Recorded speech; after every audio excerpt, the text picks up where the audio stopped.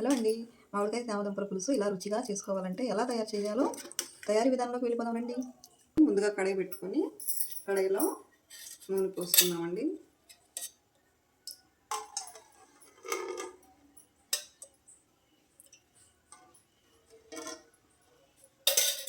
Oil అయితే heat ఎక్కిందండి. ఇప్పుడైతే ఉల్లిపాయలు వేసుకుందాం.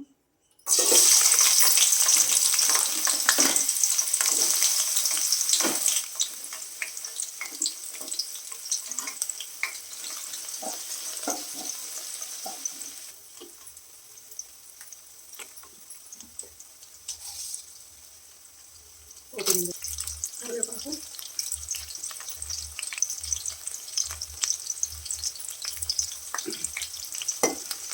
ఇవన్నీ వేసుకుని పోపు వేసుకున్నామండి. టమాటా ముక్కలు వేసేసుకున్నాం.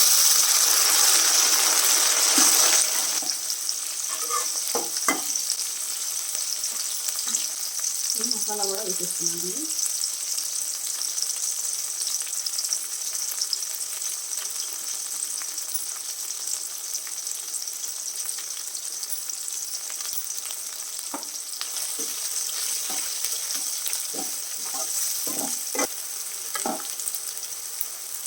తర్వాత మామిడికాయ ముక్కలండి.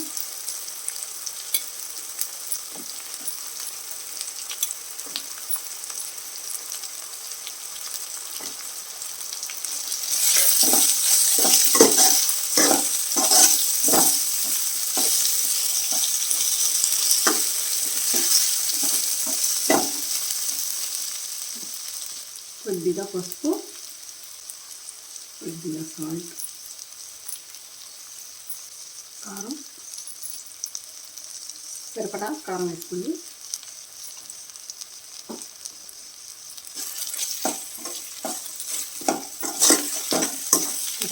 కొద్దిగా కలిపేసి వాటర్ వేసుకున్నామండి.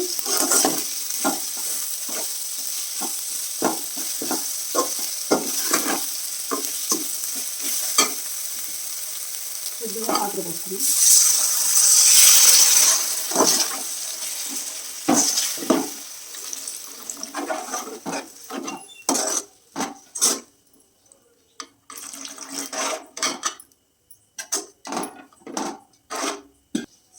ఒక 5 నిమిషాలు అలా ఉడికినాక శామగడ్డలు వేసేద్దామండి.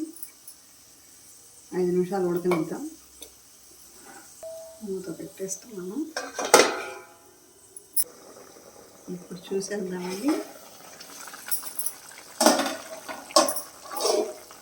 కొద్దిగా అలా ఉడికింది కదా, అందులో మనం శామగడ్డలు వేసేసుకుందాం.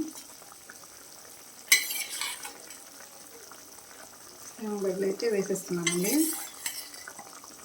జస్ట్ అలా ఉడకనిచ్చి వేసేస్తున్నాను.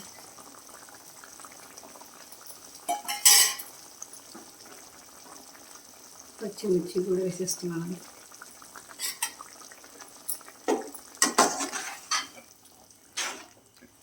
ఇప్పుడే కదా శామగడ్డలు వేసాం, కొద్దిగా అలా ఉడకనిద్దాం.